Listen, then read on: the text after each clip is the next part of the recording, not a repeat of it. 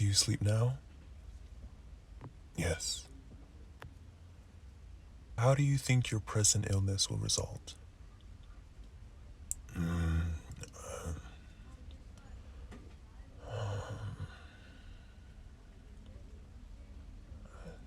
I I must die. Does the idea of death afflict you? No. No. Are you pleased with the prospect? If I were awake, I should like to die, but now it is no matter. The mesmeric condition is so near death as to consent me. I wish you would explain yourself, Mr. Van Kirk. I am willing to do so, but it requires more effort than I feel able to make. You do not question me properly. What then shall I ask? You must begin at the beginning. The beginning? But where is the beginning?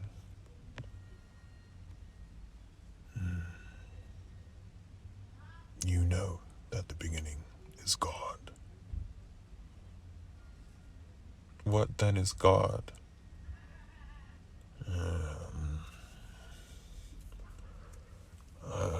God. Well, God is. God. I cannot tell. Is God not spirit? While I was awake, I knew what you meant by spirit. But now it seems only a word. Such, for instance, as truth, beauty, equality, I mean. Is not God immaterial? There is no immateriality. It is a mere word. That which is not matter is not at all useless, unless qualities are things. Is God then material? No. What then is he? I think God is. I can't. God. I see, but it is a difficult thing to tell.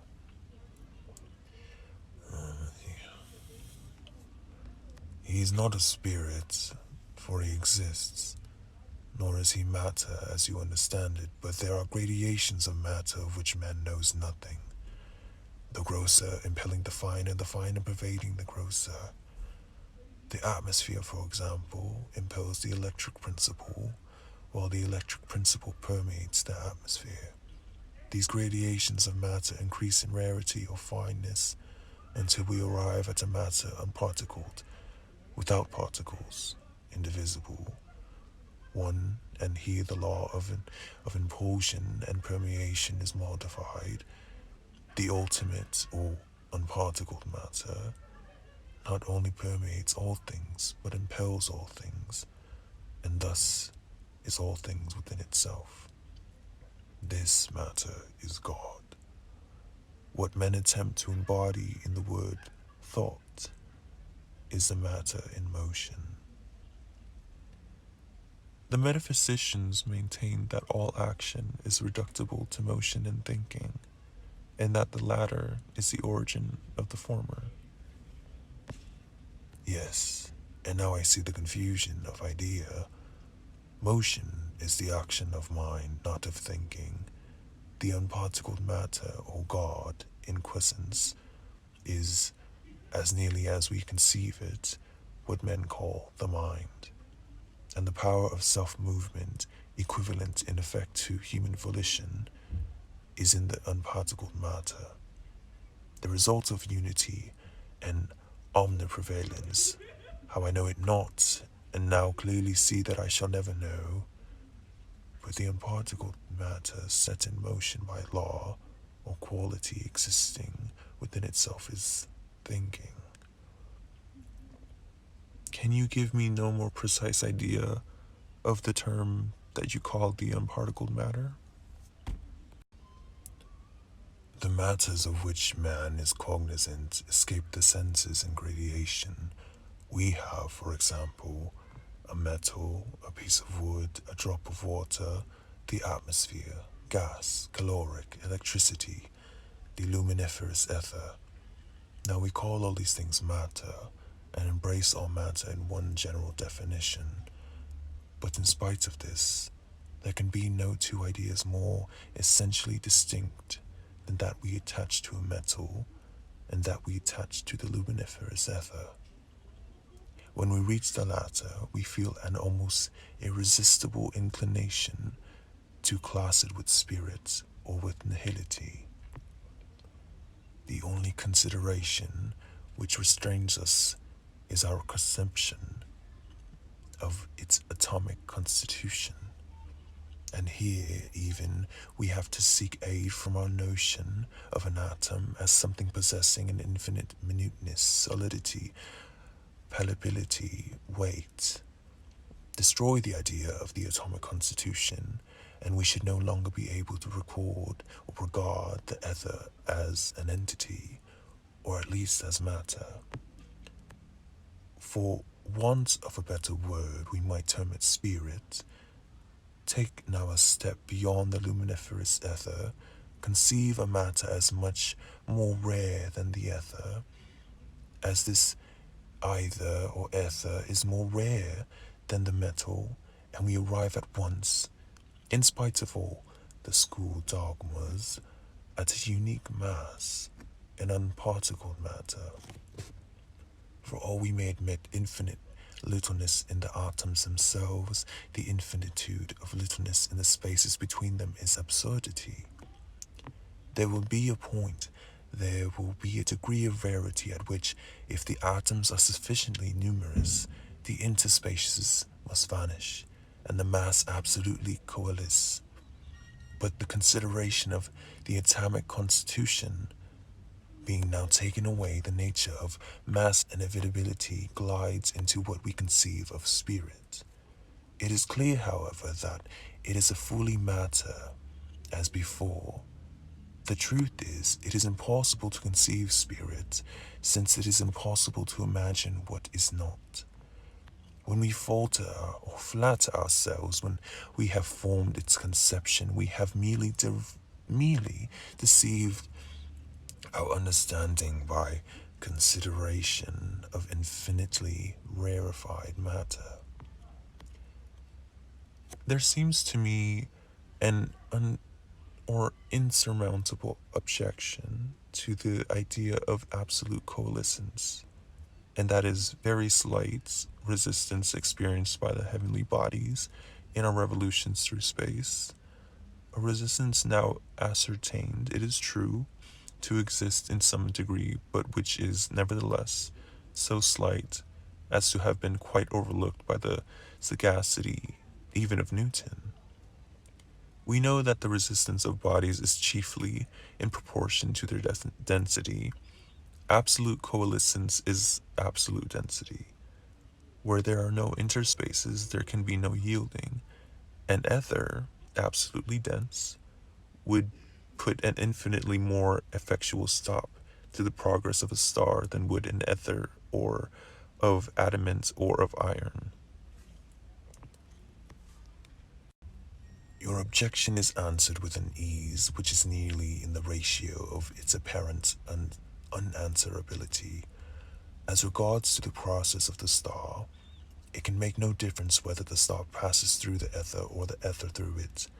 There is no astronomical error more unaccountable than that is which reconciles the known retardation of the comets with the idea of their passage through an ether.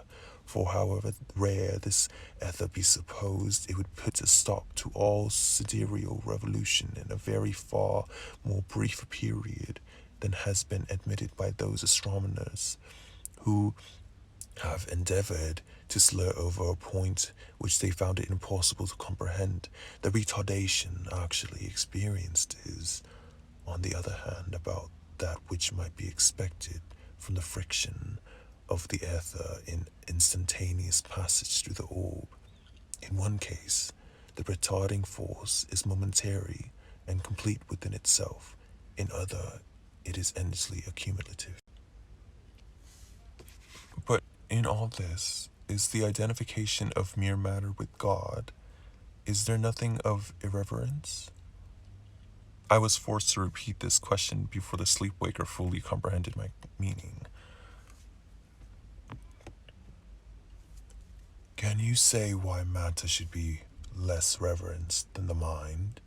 But you forget that the matter of which I speak is, in all respects, the very mind or spirit of the schools, so far as regards its high capacities, and moreover the matter of these schools at the same time.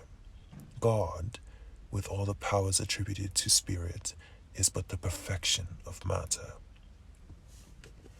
You assert, then, that the unparticled matter in motion is thought? In general, the motion is universal thoughts of the universal mind. This thought creates. All created things are but the thoughts of God. You say, in general. Yes, the universal mind is God. For new individualities, matter is necessary. But but now you speak of mind and matter as to the metaphysicians? Yes, to avoid confusion, when I say mind, I mean the unparticled or ultimate matter. By matter, I intend all else. You were saying that for new individualities, matter is necessary. Yes, for mind existing unincorporate is merely God. To create individual, thinking beings, it was necessary to incarnate portions of the divine mind. Thus man is individualized. Divested of corporate investiture, he were God. Now the particular motion of the incarnated portions of the unparticled matter is the thought of man, as the motion of the whole is that of God. You say that the divested of the body, man will be God.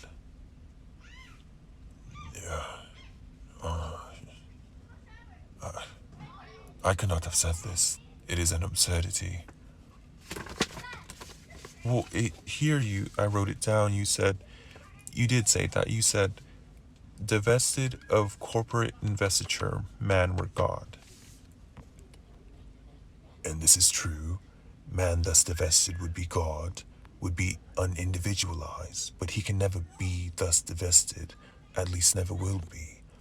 Else we must imagine an action of God returning upon itself, a purposeless and futile action. Man is a creature. Creatures are things and thoughts of God. It is not nature of thought to be irrevocable. I don't comprehend. You say that man will never be put off the body. I say that he will never be bodiless. Explain. There are two bodies, the rudimental and the complete, corresponding with the two conditions of the worm and the butterfly. What we call death is but the painful metamorphosis. Our present incarnation is progressive, perpetuatory, temporary, preparatory as well. Our future is perfected, ultimate, immortal. The ultimate life is the full design. But the worm's metamorphosis, we are palpably cognizant. We, certainly, but not the worm. The matter of which our rudimental body is composed is within the ken of the organs of that our body. Or, more distinctly, our rudimental organs are adapted to the matter of which is formed the rudimental body, but not to that of which the ultimate is composed. The ultimate body thus escapes our rudimental senses, and we perceived only the shell which falls, in decaying from the inner form, that the inner form itself But this inner form, as well as the shell, it's appreciated by those who have already acquired the ultimate life.